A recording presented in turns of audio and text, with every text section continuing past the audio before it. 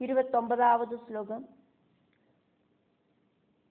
ഇതോ ദൂരേസ്തി സൈന്യം തദ്യോജനത്രയമാത്രതാ സജ്ജോ ഭവ മഹീപാല ദുന്ദുബിം ഘോഷയാശുവൈ. சைன்யம் இங்கேந்து 3 யோஜனை மட்டும் இருக்கிற தூரத்துல வந்து சேர்ந்தாச்சு. ரொம்ப பக்கத்துல வந்தாச்சு. அதனால ராஜாவே ரெடியா இருங்கோ, அதிசீக்கிரமா யுத்தத்துக்கான பெரும்பறை முழக்குங்கோ இப்படின்னு தூதர்கள் எல்லாம் காலகேது அப்படிங்கிற ராட்சச ராஜா கிட்ட சொன்னா. அதுக்கப்புறம் அங்க என்ன நடந்தது அப்படிங்கறத வியாச பகவான் சொல்லறார். அதனால வியாச உவாச. 30வது ஸ்லோகம். தேஷாம் தத்வஜனம் ஸ்ருத்வா ராட்சச க்ரோதமூர்ச்சிதா ராட்சசான் பிரேரயாமாச சாயுதான் சபலான் பகூன். தூதர்கள் எல்லாம் சொன்னதை கேட்டு கோபத்தோடு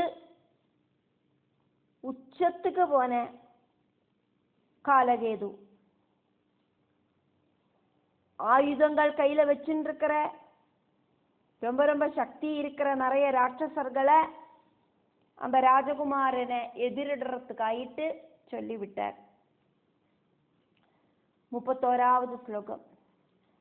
கச்சத்வம் ராட்சசா சர்வே சம்முகா சஸ்திரபாணயா தானாஜ்ஞாப்ய காலகேது பப்ரச்ச பிரணயான்விதா. ராட்சசர்களே, நீங்கள் எல்லாரும் கையில ஆயுதங்களை தூக்கிண்டு போய் வந்திருக்கிற ராஜகுமாரனை துரத்தி விடுங்கோ இப்படின்னு ஆஜ்ஞாபனை பண்ணினான் காலகேது. എന്നിട്ട് കാലകേതു ரொம்ப പ്രേമ ഭാവനയോട് കൂടിയിട്ട് 32வது ശ്ലോകം. ഏകാവലീം സമീപസ്ഥാം വിവശാം വൃഷദുഃഖിതാം കോയമായാദിതന്വംഗേ പിതാതേവാപര പുമാൻ. பக்கத்துல ரொம்ப ரொம்ப தளர்ந்து சங்கடப்பட்டு இருக்கிற ஏகாவலி கிட்ட இப்படி கேட்டான். அழகி, வரானே ஒருத்தன் உன்னோட தோழியோடு கூட, அவன் ஆராக்கும்? உன்னோட அப்பாவாக்குமா, அப்படி இல்லைன்னா வேற ஆராதுமாக்குமா? ஆராக்கும் வரா, அத சொல்லேன். 33வது ஸ்லோகம். त्वदर्थे सैन्य संयुक्तो ब्रूहि सत्यं कृशोदरे पिदाते यदि संप्राप्तो नेदुम त्वां विरहादुरा. உன்னை கொண்டு போறதுக்கு கூட்டிட்டு போறதுக்கு வேண்டிட்டு சைன்ய சமேதம் வர்றது ஆறு?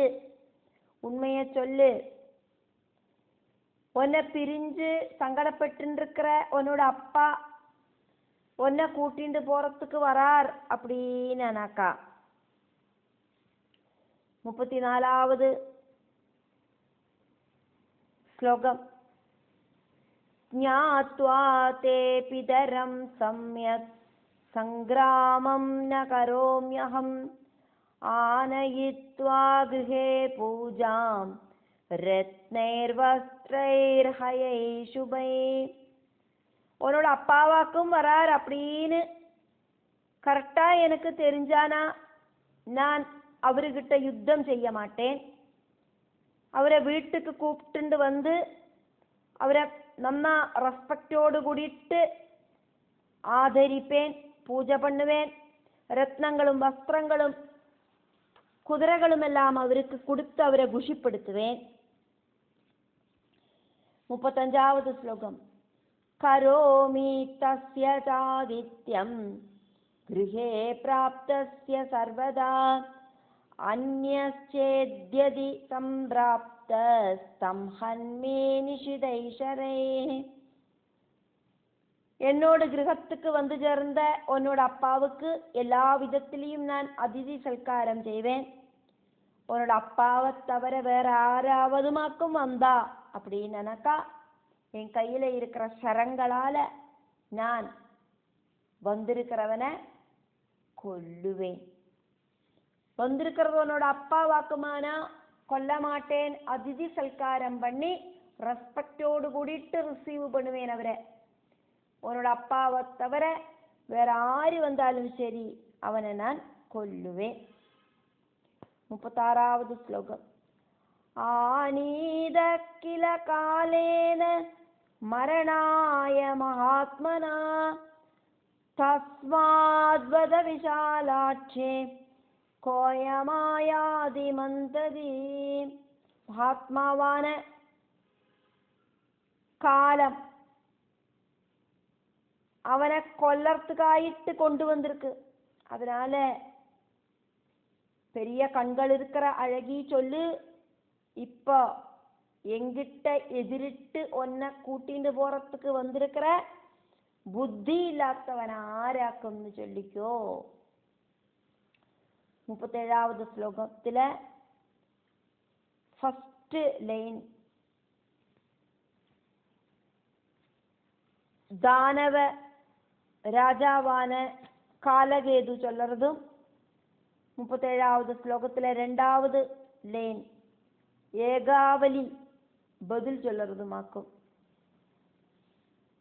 அஜ்ஞாத்வா மாம் துராதர்ஷம் காலரூபம் மகாபலம். காலரூபனும் மகாசக்தனுமான என்ன தெரிஞ்சுக்காதக்கி ஆராக்கும் வரா அப்படின்னு அந்த துஷ்டனான அரக்கன் ராஜகுமாரி கிட்ட கேட்டான். அதுக்கு ஏகாவலி பதில் சொல்றா, ந ஜானேஹம் மகாபாகா கோயமாயாதி சத்வரா. மகாபாகா அப்படின்னு கூப்பிட்டுண்டே சொல்றா. அவசர அவசரமா இங்க ஓடிண்டு வர்றது ஆராக்கும் அப்படின்னு எனக்கு தெரியாது. 38வது ஸ்லோகம். நமேஸ்தி விதித கோபி ஸ்திதாயாஸ்தவ பந்தனே நாயம் பிதாமேன பிராதா கோப்யனோஸ்தி மகாபலா. உங்களோடு பாதுகாப்புல பந்தனத்துல இருக்கிற எனக்கு தெரிஞ்சவா அப்படின்னு இங்க யாரும் இல்லை. இது என்னோடு அப்பாவாக்குமா சகோதரனோ ஒன்றும் கிடையாது. இப்போ வர்றது மகாசக்தி இருக்கிற வேற யாரோ வாக்கும். என்னோட அப்பாவுக்கும் சகோதரனுக்கும் ஒன்றும் உங்களை எதிரிடுறதுக்கான சக்தி இல்லை. இது வேற யாரோ வாக்கும். 39வது ஸ்லோகத்துல ஃபர்ஸ்ட் லைன் ஏகாவலி சொல்றதும் 2வது லைன்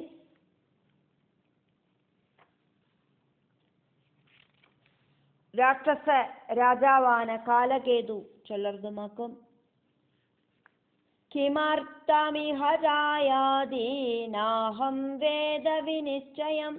என்னத்துக்காக்கும் இப்படி அவ வரா அப்படிங்கிறதும் எனக்கு உறுதியா தெரியாது.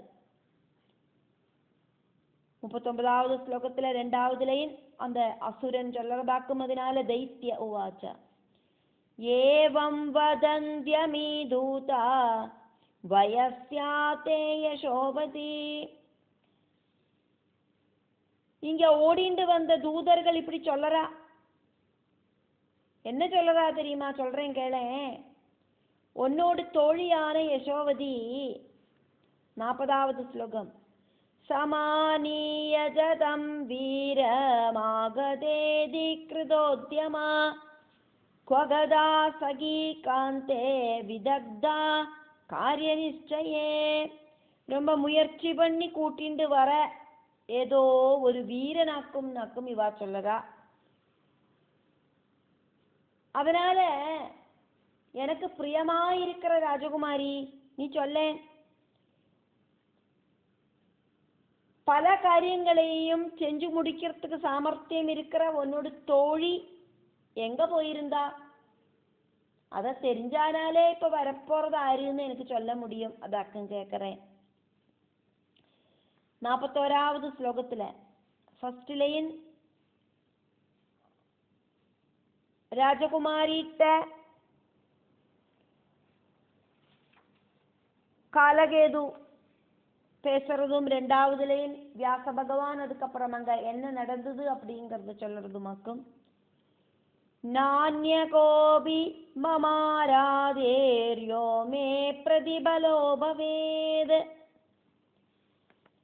டைரக்ட் ஆயிட்டு எங்கிட்ட எதிரிட்டு என்ன ஜெயிக்கிறதுக்கு தகுந்த மாதிரி ஒரு சத்ரு எனக்கு இப்ப இல்லை அப்படின்னு சொல்றான் அந்த ராட்சசன். அதுக்கப்புறம் அங்க என்ன நடந்தது அப்படிங்கிறத வியாச பகவான் சொல்லுறார். அதனால வியாச உவாச்ச ஏதஸ்மின் அந்தரே தூதாஸ்தத்ராண்யே வை சமாகதா. இப்படி ராஜகுமாரிட்ட இந்த ராட்சசன் சொல்லின்னு இருக்கிற டைம்லயே நடுவுல ஒரு சில தூதர்கள் அங்க ஓடிண்டு வந்துட்டா அப்படின்னு வியாசர் ஜனமேஜயனுக்கு சொல்றார். அந்த தூதர்கள் என்ன சொன்னார் அப்படின்னு வியாச பகவானே சொல்லின்னு இருக்கார். 42வது ஸ்லோகம் தேஹோஜுஸ்த்வரிதா பீதா காலகேதும் கிருஹே ஸ்திதம் கிம் ஸ்வஸ்தேசி மகாராஜா சமீபே சைன்யமாகதம். அந்த தூதர்கள் பயத்தோடு கூடிட்டு ராஜ கொட்டாரத்துக்குள்ள உட்கார்ந்து இருக்கிற காலகேது கிட்ட இப்படி சொன்னா, மகாராஜாவே நீங்கள் நிம்மதியா இங்க உட்கார்ந்துண்டா இருக்க, சத்ரு சைன்யம் தான் பக்கத்துல வந்தாச்சே. 43வது ஸ்லோகம் நிர்கச்ச நகராத்தூர்ணம் சைன்யேன மகதாவ்ருதா இதி தேஷாம் வத ஸ்ருத்வா காலகேதுர் மகாபலா. பெரிய சைன்யத்தோடு கூடிட்டு சீக்கிரமா கிளம்புங்கோம் ராஜாவே, இப்படி உட்கார்ந்து இருக்காதுங்கோம் ராஜகுமாரி கிட்ட. அவ சொன்னதை கேட்டுட்டு அதிசக்தனான காலகேது 44வது ஸ்லோகம் ரதமாருஹ்ய த்வரிதோ நிர்யயௌ ஸ்வபுராத்பஹே ஏகவீரோபி சஹசா ஹயாரூட பிரதாபவான். ரதத்துல ஏறி தன்னோட புறத்துக்கு வெளியில கிளம்பி அதிசீக்கிரமாக ரதத்தை ஓட்டிண்டு போனார். பிரதாபவானான ஏகவீரனும் குதிரை மேல ஏறிண்டு. 45வது ஸ்லோகம் ஆகதஸ்தத்ரகாமின்யா விரகேண சமாகுலா யுத்தம் தயோரபூத் தத்ர விருத்ரவாசவயோரிவா.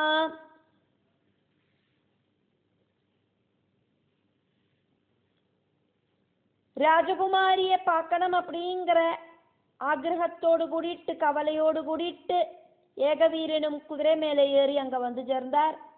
அப்படி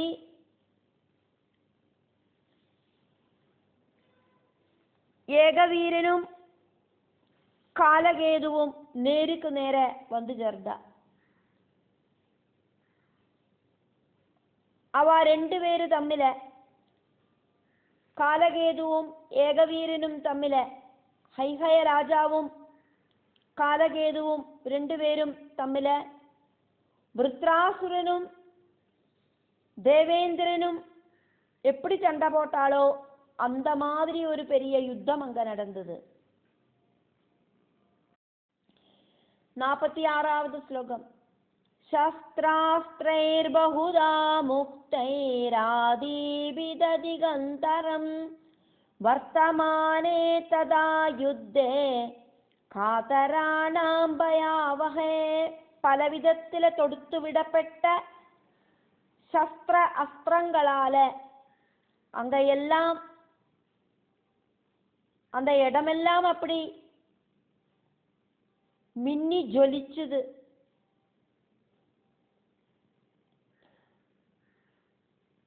பயந்தாங்கொழிகளுக்கு பயத்தை உண்டாக்குற யுத்தம் அங்க நடந்தது. அப்படி யுத்தம் நடந்துட்டு இருக்கிறத 47வது ஸ்லோகம்.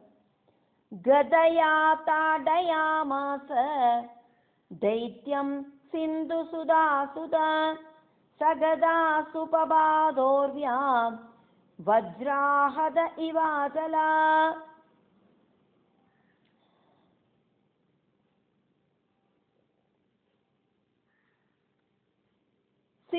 സിന്ധുജാസുതൻ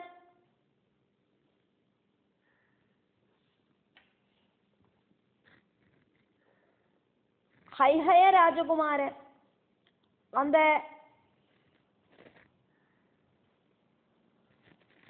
ராட்சசனை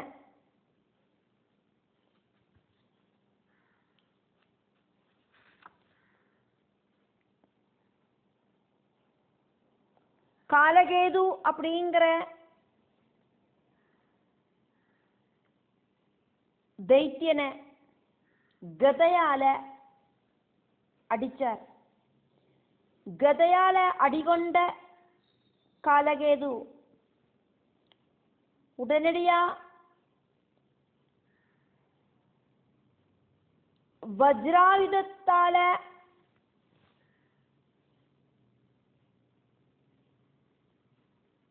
அடிகொண்ட பர்வதம் மாதிரி பிராணன் போய் கீழே விழுந்த. 48வது ஸ்லோகம்.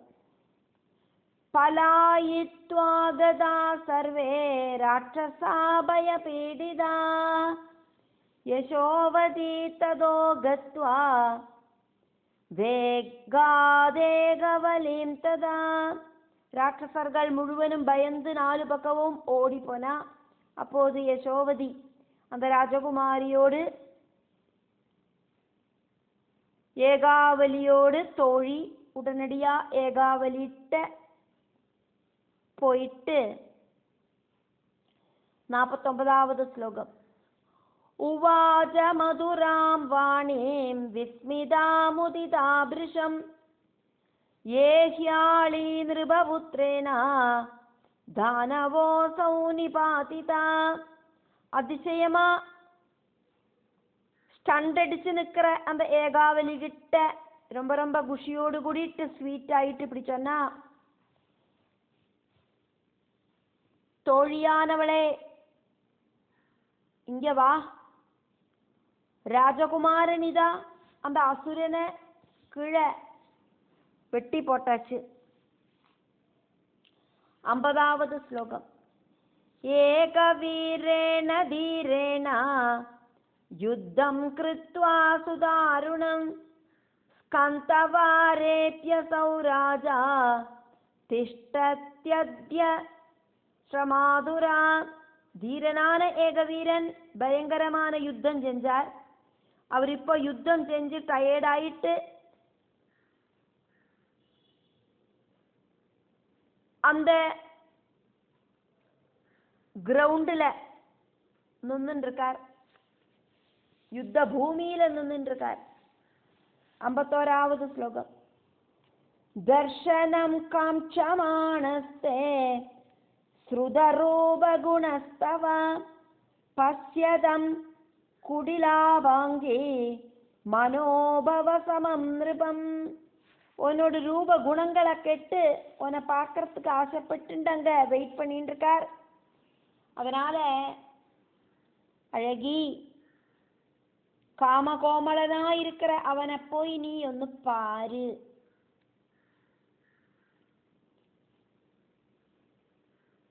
52வது ஸ்லோகம்.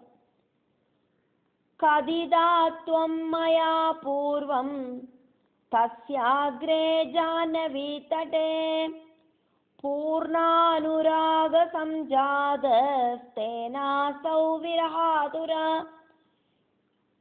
உன்னோட விஷயங்கள் எல்லாம் நான் அந்த ராஜகுமாரன் கிட்ட ஆல்ரெடி ஜானவி நதி தீரத்துல சொல்லியிருந்தேன். அதனால உன்னை பார்க்கறதுக்கு ஆவலோடு கூடிட்டு பிரேம அனுராகத்தோடு கூடிட்டு வெயிட் பண்ணிட்டு இருக்கார். வா வா. 53வது ஸ்லோகம். വാഞ്ചതി ത്വാം ചാരുരൂപാം ദ്രഷ്ടും നൃപതി നന്ദന സാ തസ്യ വചനം ശ്രുത്വാ கமனாய மனோததே. ரொம்ப அழகா இருக்கிற ஒன்ன பார்க்கறதுக்கு ராஜகுமாரன் ஆசைப்படுறார். தோழி சொன்னதை கேட்டுட்டு போலாம் அப்படின்னு தீர்மானம் பண்றா ராஜகுமாரி. ராஜகுமாரனை பார்க்கறதுக்கு போகலாம் அப்படின்னு தீர்மானம் பண்ணினா. 54வது ஸ்லோகம். लज्जमाना भृशं प्रीत्या कौमारं प्राप्तया तया कदं तस्य मुगं द्रक्ष्ये कुमारी யவசாபிருஷம். கௌமார சகஜமான லஜ்ஜையோடு கூடிட்டு பயத்தோடு கூடிட்டு நான் எப்படி அவரோடு முகத்தை பார்ப்பேன், நான் கன்னிகையாக்குமே, ரொம்ப ரொம்ப தளர்ந்து போயிருக்கேனே இப்படின்னு எல்லாம் அந்த ராஜகுமாரி நினைச்சா. 55வது ஸ்லோகம். சமாம் கிருஹ்ணாதி காமார்த்த இதி சிந்தாகுலாசதி யசோவத்யாயுதா தத்ர நரயானஸ்திதாயயௌ. எங்கிட்ட இருக்கிற காம பரவசதையால அவர் என்ன ஓடி வந்து கட்டி பிடிச்சிடுவரோ இப்படின்னெல்லாம் அந்த ராஜகுமாரி நினைச்சு பரவசையாயிட்டா. இருந்தா கூட யசோவதியோடு கூடிட்டு பல்லக்கில் ஏறிண்டு ராஜகுமாரனை பார்க்கறதுக்கு யாத்திரையானா. 56வது ஸ்லோகம். ஸ்கந்தாபாரேதி மல்லினா மலினாம்பரதாரிணி தாமாகதாம் விஷாலாட்சே திருஷ்ட்வா ராஜசுதோ பிரவீத். ரொம்ப ரொம்ப அழுக்காயிருக்கிற வஸ்திரங்களை போட்டுண்டு அந்த யுத்த பூமிக்கு வந்து சேர்ந்தா. தன்னோட பக்கத்துல வர அந்த அழகிய பார்த்துட்டு ராஜகுமாரன் இப்படி சொன்னார்.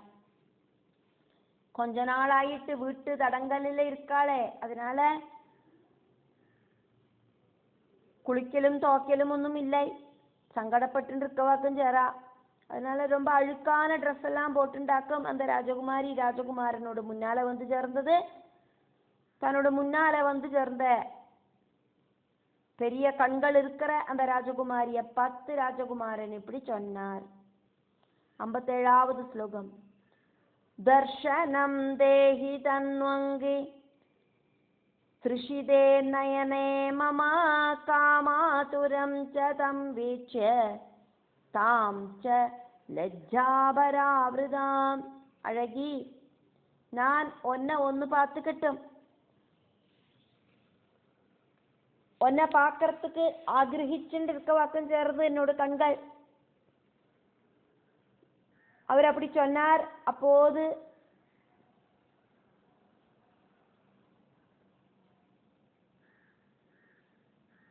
அவளை பார்க்கறதுக்கான ஆகிரகத்தோடு கூடி இருக்கிற அந்த ராஜகுமாரனையும் ரொம்ப ரொம்ப வெக்கத்தோடு கூடி நாணிக்கோணி இருக்கிற ராஜகுமாரியையும் பார்த்துட்டு 58வது ஸ்லோகம். நீதிஜ்ஞா சிஷ்டமார்கஜ்ஞா தமுவாஜ யசோவதி. நீதிஜ்ஞா சிஷ்டமார்கஜ்ஞா தமுவாஜ யசோவதி ராஜபுத்ர பிதாப்யஸ்யாஸ்த்வாமேனாம் தாதுமிச்சதி. நீதி சாஸ்திரம் தெரிஞ்சவளும் ஆச்சார அனுஷ்டானங்கள் எல்லாம் தெரிஞ்சவளுமான ராஜகுமாரியோடு தோழியான யசோவதி ராஜகுமாரன் கிட்ட இப்படி சொன்னா, ராஜகுமாரா, இந்த ராஜகுமாரியோட அப்பா இவளை உங்களுக்கு கொடுக்கறதுக்கு ஆசைப்பட்டு இருக்கார். 59ാவது ശ്ലോകം. യേഷാഭി ത്വദ്വശാനൂനം ഭവിതാ സംഗമസ്തവ കാലം പ്രതീക്ഷ്യ രാജേന്ദ്ര നൈനാം പിതുരന്തികം. இவளுக்கும் உங்களை ரொம்ப பிடிக்கும். நீங்க 2 பேரும் தம்மில திருமணம் பண்ணிண்டு வாழ்வேள் அப்படிங்கிறது உறுதி. அதனால அனுகூலமான காலம் வர வரைக்கும் நீங்கள் வெயிட் பண்ணுங்கோம் ராஜாவே. இப்போது இந்த ராஜகுமாரி அவளோட அப்பா கிட்ட கூட்டிட்டு போனான். 60வது ஸ்லோகம். சவிவாஹ விதிம் கிருத்வா தாஸ்யதீதி விநிச்சயா ச தஸ்யா வதனம் தத்யம் மத்வா சைன்ய சமன்விதா. ராஜகுமாரியோடு அப்பா விதிபடி உங்களுக்கு இவளை திருமணம் பண்ணி தருவார் அப்படிங்கிறது உறுதி. யசோவதி அப்படிங்கிற ராஜகுமாரியோடு தோழி சொன்னது உண்மையாக்கும் அப்படின்னு புரிஞ்சின்ற ராஜகுமாரன் சைன்யங்களோடு கூடிட்டு 61வது ஸ்லோகம். சமேத காமினிப்யாம் தூ யயௌ தத் பிதுராஸ்ரமம் ராஜபுத்ரீம் ததா யாதாம் ஸ்ருத்வா பிரேம சமன்விதா. ராஜகுமாரியையும் ராஜகுமாரியோடு தோழியான யசோவதியையும் கூட்டிண்டு ஏகாவலியோடு அப்பாவோடு கிரகத்துக்கு போனார். ராஜகுமாரி வரா அப்படின்னு கேட்டு ரொம்ப ரொம்ப பாசத்துக்கு கட்டுப்பட்ட அந்த ஏகாவலியோடு அப்பாவான மகாராஜா 62வது ஸ்லோகம். பிரயயௌ சம்முகஸ்தூர்ணம் சஜீவை பரிவேஷ்டிதா பஹுபிர் திவசைர் திருஷ்டுவா புத்ரி சாமலினாம்பரா. மந்திரிகளோடு கூடிட்டு அவளை வரவேற்கிறதுக்காயிட்டு அதிவேகமாயிட்டு போனார். நிறைய நாள்களாயிட்டு காணாம இருந்த புத்ரி அழுக்கு வஸ்திரங்கள் எல்லாம் போட்டுண்டு கண்ணு முன்னால வந்து நிக்கிறத பார்த்தார். 63வது ஸ்லோகம். யசோவத்யாது விருத்தாந்த கதிதோ விஸ்தராத் புனா ஏகவீரம் மிளித்வாசௌ கிருஹமானீய ஜாதராத். யசோவதி எல்லா விற்த்தாந்தங்களும் ராஜா கிட்ட டீட்டெயில் ஆயிட்டு சொன்னா அதை கேட்டுட்டு மகாராஜா ஏகவீரனை வீட்டுக்குள்ள கூட்டிட்டு போனார். என்னோட புத்திரிய காப்பாத்தின ராஜகுமாரனாயிருக்கிற ஏகவீரா வாங்கோ வாங்கோ அப்படின்னு ரெஸ்பெக்டோடு கூடிட்டு வீட்டுக்குள்ள கூட்டிட்டு போனார். 64வது ஸ்லோகம். புண்ணியேஹி காரயாமாச விவாஹம் விதிபூர்வகம் பாரிபர்ஹம் ததோ தத்வா சம்பூஜ்ய விதிவத்ததா. ஒரு சுபதினத்துல மகாராஜாவோடு புத்திரிய மகாராஜா விதிபூர்வமாயிட்டு திருமணம் பண்ணி கொடுத்தார். ஏகவீரனுக்கு நிறைய சம்மானங்கள் எல்லாம் கொடுத்து வேண்டபடி சல்காரம் பண்ணினார். 65வது ஸ்லோகம். புத்ரீம் விசர்ஜயாமாச யசோவத்யா சமன்விதம் ஏவம் விவாஹே சம்ருத்தே ரமா புத்ரோ முதான்விதா. புத்திரியோடு கூடிட்டு தோழியான யசோவதியையும் மகாராஜா சொல்லி அனுப்பினார். இப்படி திருமணம் பண்ணினதுக்கு அப்புறமா லக்ஷ்மி புத்திரன் ஆன அந்த ஏகவீரன் ரொம்ப குஷியானார். ஸ்லோகம் 66. கிருஹம் ப்ராப்ய பகூன் போகான் புபுஜே பிரியயா சமம் பபூவ தஸ்யா புத்ரஸ்து கிருதவீர்யாவிதக்கிலா தத்சுத கார்த்தவீர்யஸ்து வம்சோயம் கதிதோ மயா. மனைவியோடு கூடிட்டு தன்னோட வீட்டுக்கு வந்து சேர்ந்த ஏகவீரன் விவித சுகபோகங்கள் அனுபவிச்சார். அவளுக்கு கிருதவீரியன் அப்படிங்கிற புத்திரன்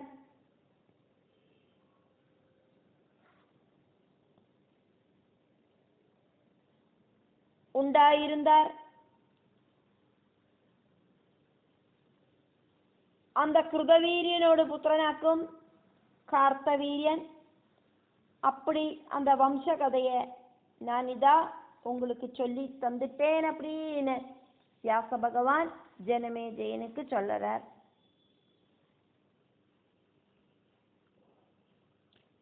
லக்ஷ்மி தேவியோடு புத்திரனான ஏகவீரன் ஏகாவலிய திருமணம் பண்ணி தன்னோட கிரகத்துக்கு கூட்டிட்டு போனார். பலவிதத்துல இருக்கிற சுகபோகங்களை அனுபவிச்சா அவ 2 பேரும் தம்பதிகள். அவளுக்கு கிருதவீரியன் அப்படிங்கிற புத்திரன் உண்டாச்சு. அந்த கிருதவீரியனோட புத்திரனாக்கும் கார்த்தவீரியன்.